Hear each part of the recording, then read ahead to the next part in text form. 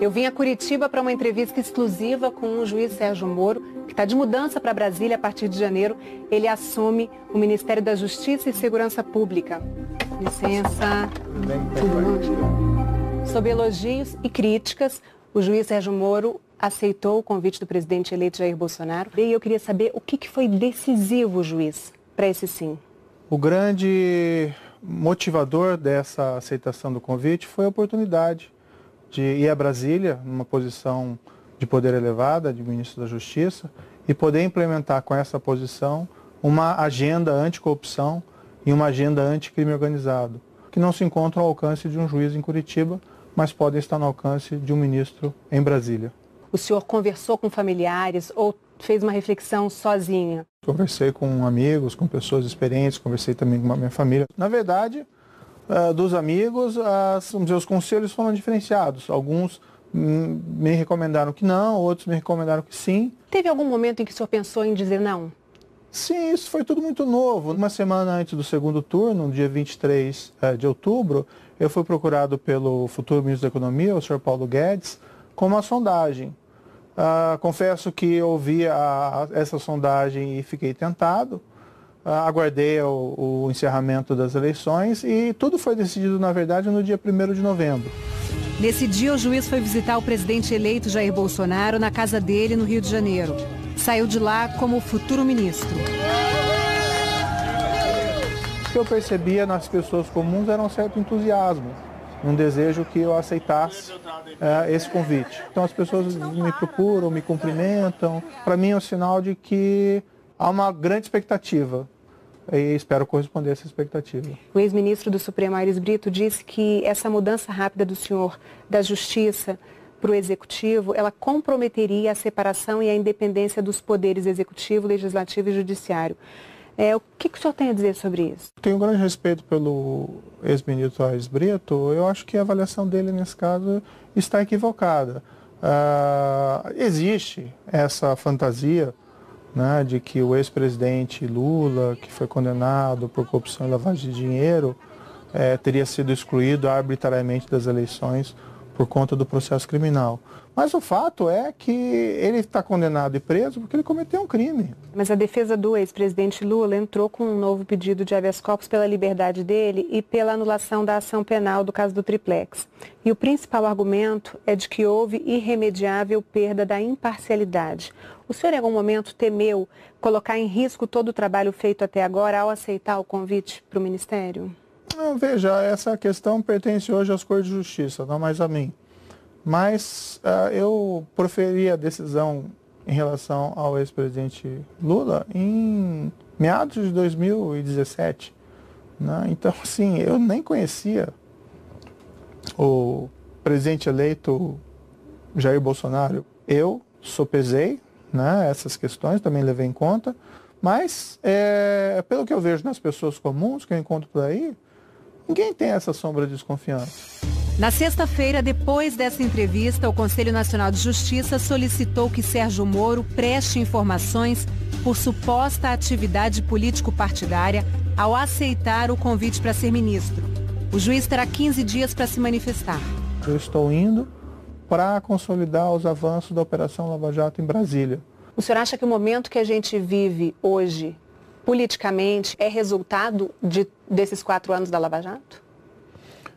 Em parte, nas eleições, havia um sentimento muito forte contra um sistema político que, apesar de todas essas revelações de casos de grande corrupção, praticamente nada fez. O atual senhor presidente eleito foi quem talvez melhor foi identificado pela população como alguém que modificaria esse status quo.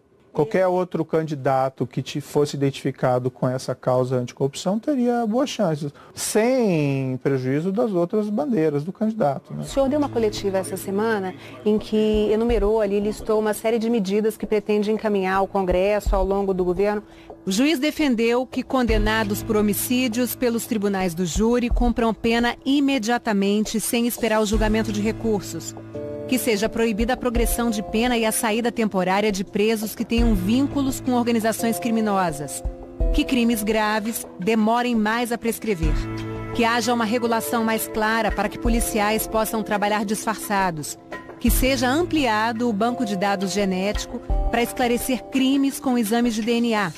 Que denunciantes anônimos sejam mais protegidos.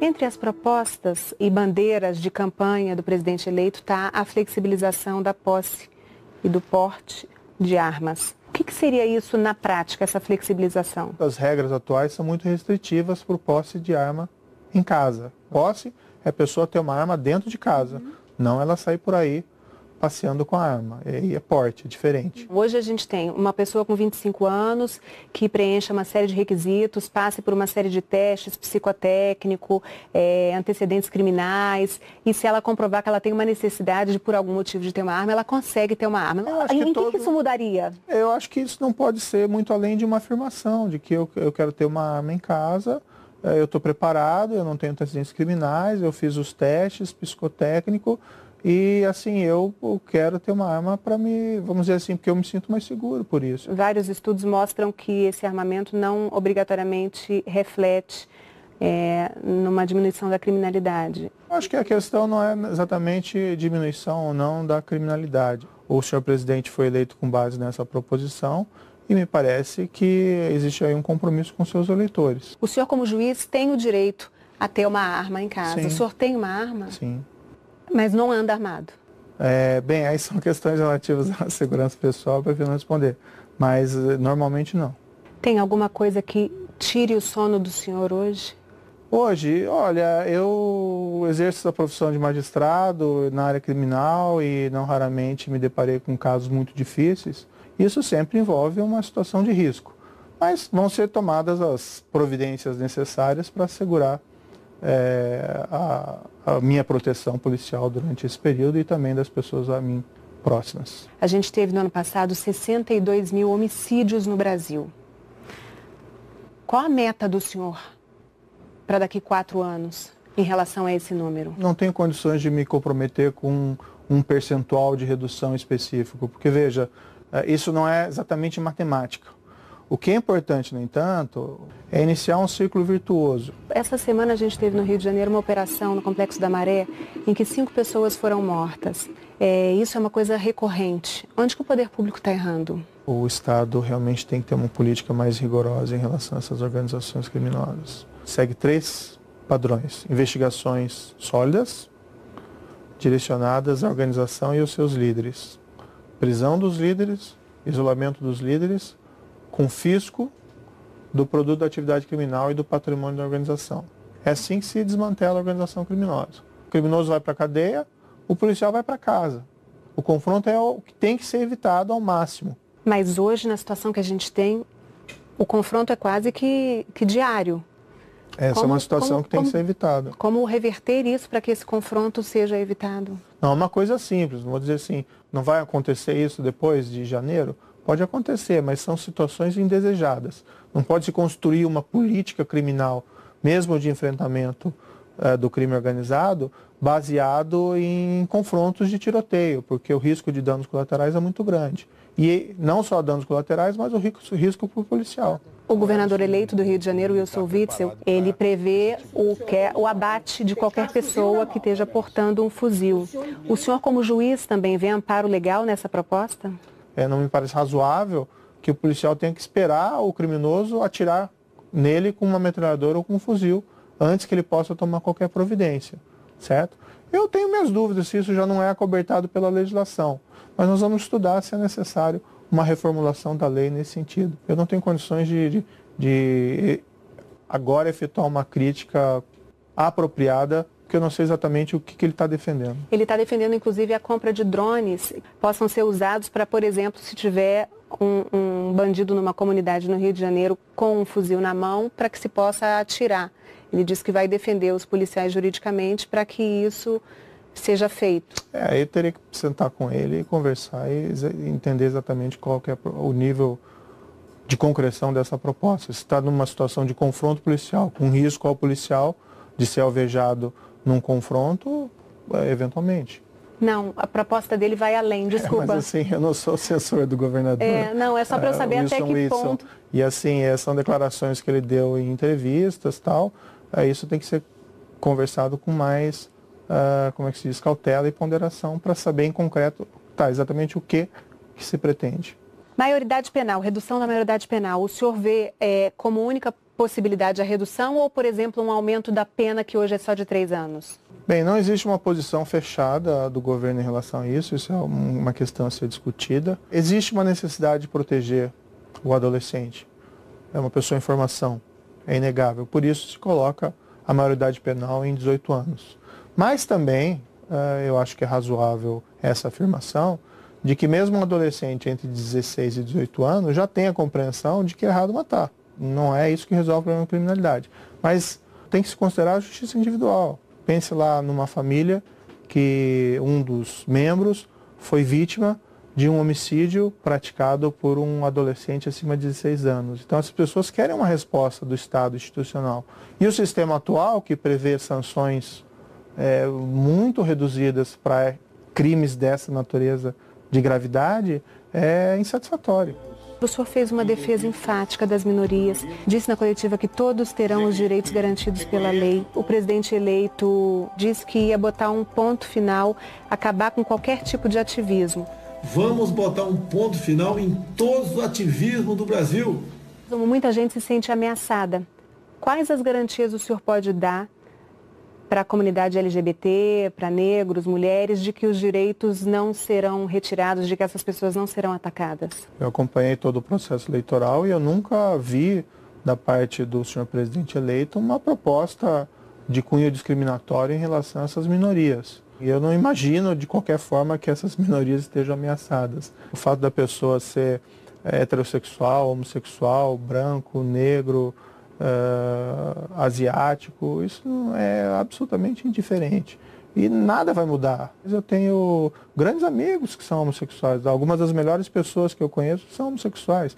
E não existe nenhuma perspectiva de nada que seja discriminatório a essas minorias. O governo tem que ter uma postura rigorosa contra crimes em geral, mas também em relação a crimes de ódio. Eu não poderia ingressar em qualquer governo se houvesse alguma sombra de suspeita que haveria alguma política dessa espécie. Outra questão de honra para o futuro ministro é o combate à corrupção. Se um ministro vier a se envolver em alguma denúncia de corrupção, ele será afastado. O senhor defende o que nesse caso? Se a denúncia for consistente, sim. Mas qual é o critério jurídico para a gente definir uma denúncia como consistente ou não? Tem que ser avaliado. Eu acho que é uma falácia, muitas vezes, que se ouviu no passado. Tem que esperar o trânsito em julgado. O que o senhor defende? Se virar réu? Não, eu defendo que em caso de corrupção se analise as provas e se faça um juízo de consistência, porque também existem acusações infundadas, as pessoas têm direito de defesa, mas é possível se analisar desde logo a robustez das provas e emitir um juízo de valor. Não precisa esperar as cortes de justiça proferir o julgamento. E aí esse juízo de valor seria dado por quem? O senhor, como ministro da Justiça, iria analisar e fazer esse juízo de valor para aconselhar o presidente a demitir o ministro em questão? Provavelmente. Ou algum outro conselheiro, do que me foi assegurado, e é uma condição, não é bem uma condição, não fui lá estabelecer condições, mas eu não assumiria um papel de ministro da Justiça com risco de comprometer a minha biografia, o meu histórico. E isso foi objeto de discussão e afirmação do senhor presidente eleito, que ninguém seria protegido, né, se surgissem casos de corrupção dentro do governo. Do futuro chefe da Casa Civil do governo Bolsonaro, deputado Onyx Lorenzoni. Ele admitiu no ano passado ter recebido R$100 mil por Caixa 2 para a campanha eleitoral. Ele afirma que já doou metade do valor para a Santa Casa de Misericórdia de Porto Alegre e que em breve doará a outra metade. Sérgio Moro disse que o deputado já pediu desculpas e que atuou a favor da aprovação de medidas anticorrupção no Congresso. Em 2017, o senhor disse que políticos não têm interesse em combater a corrupção.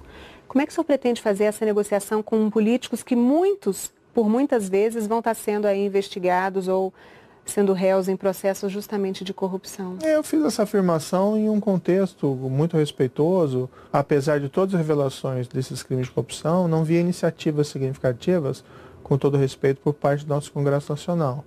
Agora existe um outro contexto. Em todo, principalmente início de governo, existe um frescor, uma abertura de diálogo ao Congresso. Daí vamos tentar negociar dentro daquele espírito republicano de fazer o que é melhor para o país do que fazer do que é melhor para as pessoas. Negociar.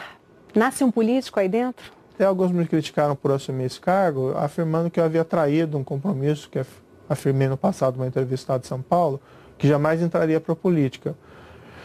Eu posso estar sendo ingênuo, mas eu estou sendo absolutamente sincero quando afirmo, na minha visão, eu estou assumindo um cargo para exercer uma função predominantemente técnica. Eu não me vejo num palanque ou candidato a qualquer espécie de cargo em eleições. Isso não é a minha natureza. Há 4 anos, se alguém dissesse, o senhor vai ser ministro da Justiça daqui a 4 anos, o senhor concordaria com isso? Não, de forma nenhuma. A Operação Lava Jato, ela começou pequena. Ninguém tinha ideia da dimensão que aquilo ia tomar. No fundo, foi meio um efeito bola de neve. Jamais poderia cogitar que haveria essa possibilidade de assumir essa posição.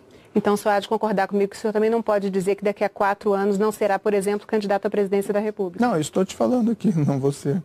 Eu não sou um político que minto, desculpe, com todo respeito aos políticos, né? Existem bons e maus políticos, mas existem maus políticos que às vezes faltam com a verdade. Eu não estou faltando com a verdade. Mas o senhor então é um político do tipo que não mente?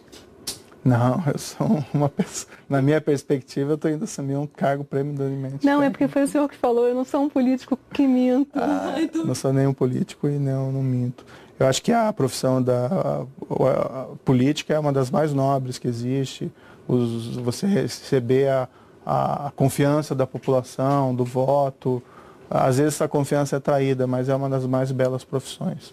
Não tem qualquer demérito nisso, é só uma questão mesmo de natureza e perfil. O senhor mais de uma vez já falou que vai estar subordinado à palavra final, que é do presidente eleito Jair Bolsonaro. Se chegar uma hora em que vocês divergirem em absoluto? Depende sobre o quê, né? Quem foi eleito foi o senhor presidente. E, eventualmente, se acontecer uma situação dessa, ele pode desejar me substituir por alguém que possa cumprir uma política que eventualmente eu discorde em absoluto. Eu vou assumir esse cargo em janeiro, não com a perspectiva de ser demitido, mas com a perspectiva de realizar um bom trabalho e ter uma convergência com o presidente eleito. Mas se tudo der errado, eu deixo daí também o cargo ministerial e certamente vou ter que procurar me reinventar no setor privado, de alguma forma. E o Supremo? Às vezes até um pouco delicado ficar falando em Supremo quando não existem vaga. É uma perspectiva, uma possibilidade que se coloca no futuro. Quando surgir uma vaga, o meu nome pode ser cogitado, assim como o nome de várias outras pessoas. A gente está conversando aqui dentro do seu gabinete da Justiça, mas oficialmente o senhor está de férias. E tem recebido críticas porque já está trabalhando, atuando como futuro ministro. Há quem veja nessa situação, que ela fere o princípio da legalidade e da moralidade. O que o senhor tem a dizer sobre isso? Olha, eu já anunciei publicamente que eu vou pedir a exoneração. O que a Constituição proíbe é que um juiz, certo, assuma uma posição, um cargo no Executivo. Eu não estou assumindo nenhum cargo.